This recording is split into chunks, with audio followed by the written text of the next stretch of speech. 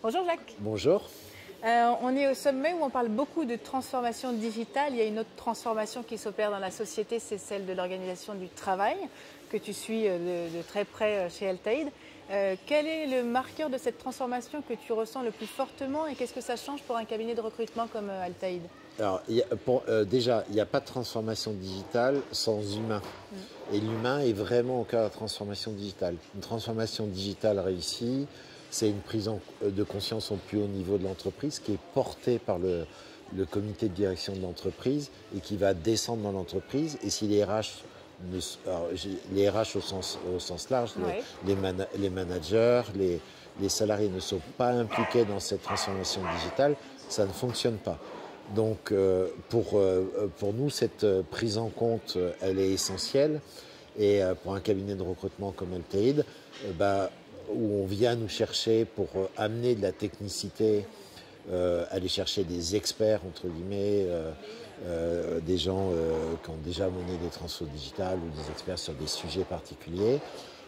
On va amener cette expertise, mais en ayant en essayant de bien comprendre et bien mesurer où en est l'entreprise et si elle est suffisamment avancée pour effectivement recruter ces gens-là, les attirer, être attractif. C'est un vrai sujet, l'attractivité en Ouais, ce moment. c'est un vrai sujet. Moi, je vois dans notre métier beaucoup de cabinets de recrutement qui prennent les job desks et puis qui partent bille en tête pour recruter. Nous, on fait un vrai travail en amont avec les entreprises, les managers, bien comprendre. Alors, c'est facile avec 50% de nos clients qui sont des startups ou des pure players. Là, il n'y a quasiment pas de débat, de pédagogie là-dessus. Par contre, 50% de nos autres clients sont des entreprises classiques en transformation digitale et on va essayer de mesurer ça avec eux avant de partir bien en tête sur un recrutement. Donc cette dimension conseil en amont, elle est hyper importante et elle l'est encore plus qu'elle ne l'était il y a 20 ans ou pour des cabinets de recrutement classiques qui essayent juste de comprendre un poste et puis d'avancer. Les besoins d'une entreprise. Ouais. En termes de besoins, justement, quels sont à la fois les profils et les compétences les plus recherchés aujourd'hui dans cette industrie? Alors aujourd'hui, le marché du digital, c'est un marché où on est en chômage négatif, voire hyper négatif, comme dans la tech.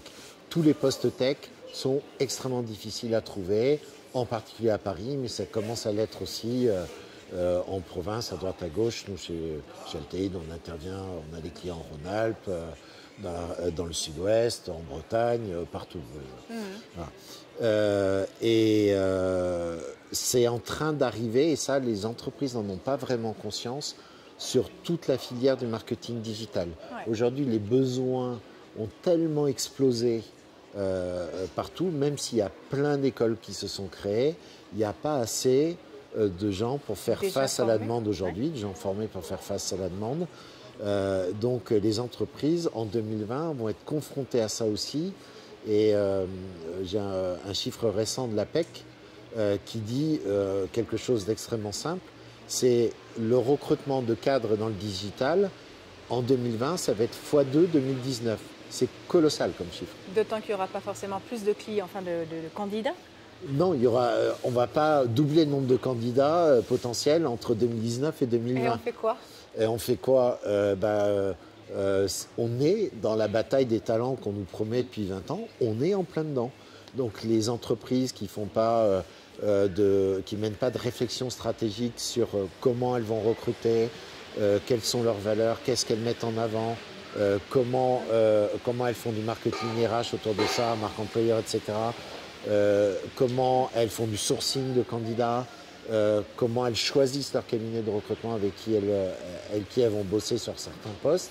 Si elles ne mènent pas ces réflexions-là, elles vont être à la rue. Elles ne trouveront pas chaussures à leurs pieds. Ouais. Une dernière question, c'est LinkedIn qui a publié courant janvier, je crois, la liste des compétences hard skills et soft skills les plus recherchées en France et à l'international.